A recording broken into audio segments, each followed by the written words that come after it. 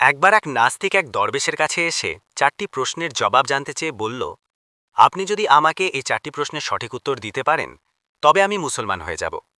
প্রশ্ন 4টি হল: 1, বলা হয় যে আল্লাহ সকল কিছুর স্রষ্টা। যদি তাই হয় তবে আমরা তাকে দেখতে পাই না কেন? 2, না দেখেই আল্লাহকে বিশ্বাস করার কথা বলা হয় কেন? 3, ইবলিস তথা জিনজাতি আগুনের তৈরি, সুতরাং ওরা জাহান্নামের আগুনে কিভাবে পুড়বে, অর্থাৎ আগুনকে আগুন দিয়ে কিভাবে পোড়ানো যাবে? 4, বলা হয় যে আল্লাহর ইচ্ছা ছাড়া কিছুই হয় না, তাই যদি হয় তবে মানুষ তার কৃতকর্মের জন্য শাস্তি পাবে কেন? দরবেশ প্রশ্নগুলো শুনে নাস্তিক লোকটিকে কৃত্রিম ক্রোধ দেখিয়ে পার্শ্বে পড়ে থাকা একটি মাটির ঢেলা হাতে নিয়ে ওই নাস্তিক লোকটিকে ছুঁড়ে মারলেন। এতে লোকটির মাথায় আঘাত লেগে ফেটে গেল। তখন দরবেশ বললেন, এ হচ্ছে তোমার 4টি প্রশ্নের জবাব। অতঃপর মাটির ঢেলার আঘাতে আহত নাস্তিক লোকটি আদালতে গিয়ে কাজীর দরবারে দরবেশের বিরুদ্ধে মামলা দায়ের করল। কাজী ওই নাস্তিকের বিবরণ শুনে দরবেশকে জিজ্ঞেস করলেন, আপনি ওই ব্যক্তির প্রশ্নের জবাব না দিয়ে এভাবে মারলেন কেন?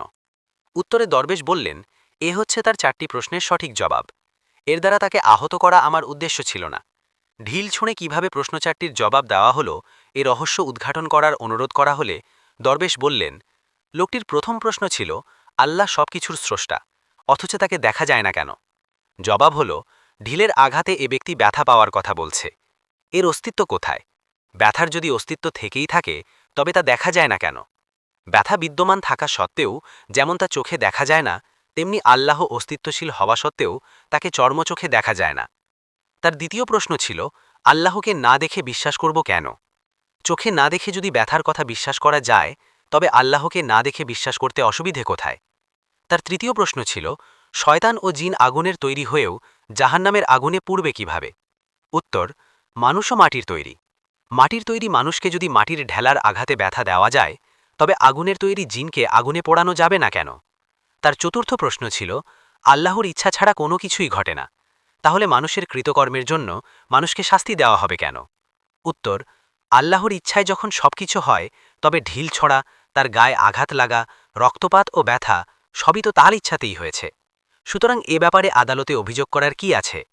এর যদি অভিযোগ ও বিচার চলে এবং শাস্তি বর্তায় তবে মানুষের কৃতকর্মের বিচার, সুফল ও কুফল ভোগ কেন মিথ্যা হবে?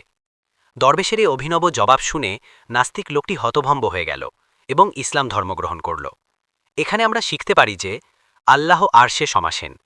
তহা 5, তিনি সেখান থেকে গোটা সৃষ্টি জগৎ পরিচালনা করছেন। তার এখতিয়ারের বাইরে কোনো কিছুই নেই।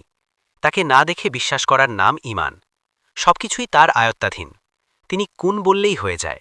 তিনি অসীম, সর্বময় ক্ষমতার অধিকারী।